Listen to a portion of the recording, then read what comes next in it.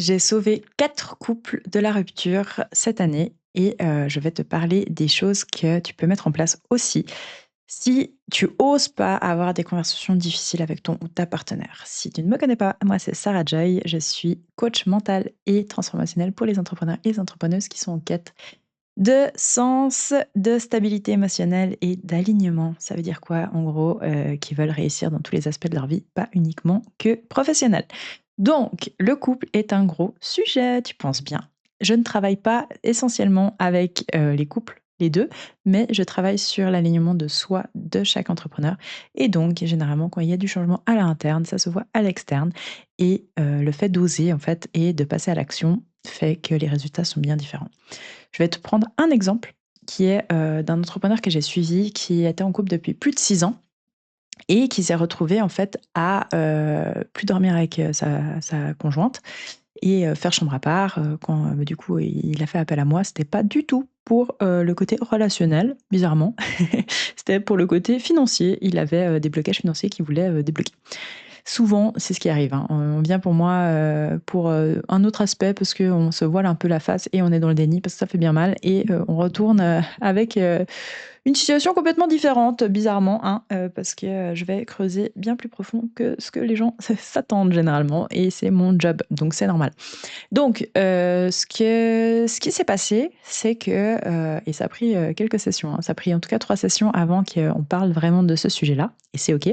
Au final, en moins d'un mois, il a résolu, une grosse situation et ils sont toujours ensemble aujourd'hui. Ça fait plus d'1 an qu'il y a eu cette, conversation et que tout se passe super bien maintenant et que, bah, ils ont en fait des meilleures fondations et aussi un meilleur fonctionnement au sein de leur couple. Donc qu'est-ce qui s'est passé? En gros, cette personne-là, elle avait des gros schémas en fait d'abandon et elle faisait que de les répéter et pour moi, quand je les vois, bien évidemment, je sais. Sauf que pour les personnes qui le vivent, bah, ils ne savent pas qu'ils répètent les mêmes schémas et que souvent, ben, dans leur relation, ça se voit. Ça veut dire que, bah, tous les 5 6 ans environ, bah, il quittait, sa conjointe ou que ça allait plus et puis au final, bah, en fait, le pire, c'est qu'il ne les quittait pas, hein. Il ne les quittait pas, il restait jusqu'à ce que la personne parte. Et si ça, c'est pas un syndrome de l'abandon, c'est, c'est quelque chose. Et c'est flagrant, sauf que pour la personne qui le vit, ce ne l'est pas. Pour eux, c'est, «Ah mais on fait que de m'abandonner tout le temps et tout», mais en fait, ils cherchent à se faire abandonner parce qu'ils osent pas avoir les conversations difficiles, ils osent pas aussi, mettre des barrières. Donc ils disent oui à tout, ils sont toujours, dans la suradaptation, ils sont toujours, dans vouloir tout faire plaisir et cetera et au bout d'un moment, bah, en fait, ils se crament tout seuls. Alors que quand ils commencent à comprendre: «OK, en fait, c'est un schéma que je répète et ben, on va m'aimer aussi si j'arrive à dire mes limites, si j'arrive à dire les vérités et à être pleinement moi dans cette relation-là». Et en fait, c'est ce qui s'est passé. C'est que je lui ai mis, devant le fait que s'il ne faisait rien, il allait se faire quitter dans tous les cas. À l'heure actuelle, ils dormaient déjà plus ensemble, donc au bout d'un moment, il allait bien avoir quelque chose qui allait faire que cette personne allait les quitter et partir. Ce qui lui fait le plus peur au monde, bien évidemment. Et donc, il a commencé à se raisonner et je lui ai dit: «Bah, écoute, je te donne 5 questions à poser à ta conjointe et le sujet vraiment qui te touche, que tu m'en as parlé parce que, bah, du coup, moi, je suis ta coach, j'aimerais que tu lui en parles». Et là, il me regarde avec des grands yeux, il me fait: «Non, ça lui ferait trop mal». Je fais: «S'il te plaît, si cette personne est vraiment faite pour toi et elle tient à toi, ça lui passera au-dessus. Ça lui passera au-dessus parce que elle te mettra en premier plus que ses propres sentiments». Et c'est ce qui s'est passé. Une semaine plus tard, prochaine session, là, il me fait: «Waouh, Sarah, j'ai eu cette conversation avec, ma conjointe et c'est incroyable ce qui s'est passé, on était en pleurs. C'est la première fois qu'on était autant vulnérables l'un et l'autre et qu'on a pu, vraiment, bah, mettre à plat ces choses et la chose que j'avais le plus peur de lui dire, elle m'a dit: "Je le savais déjà"». Tu imagines ou pas?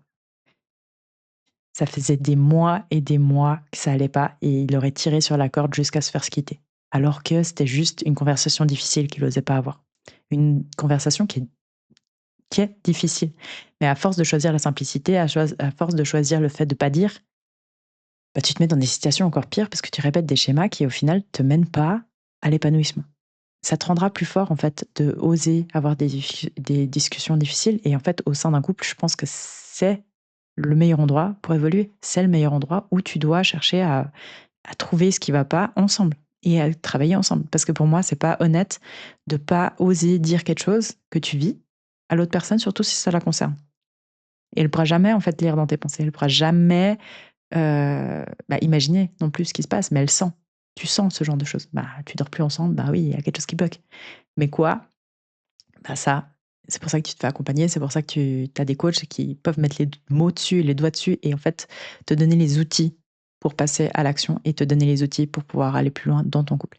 Souvent, on a tendance à laisser tomber ou à se dire: «C'est trop difficile» et cetera, mais en fait, ce qui est le plus difficile, c'est de jamais oser vraiment être soi dans son couple. Être soi, ça veut dire oser dire les choses, mais pas d'une manière, accusative, une manière, où tu parles de comment toi tu te sens, comment toi tu ressens les choses et qu'est-ce que toi tu penses qu'on vous pourriez mettre en place pour que ça s'améliore. Et souvent l'autre personne, le brainstorming, ça se passe à 2 et il y aura des solutions.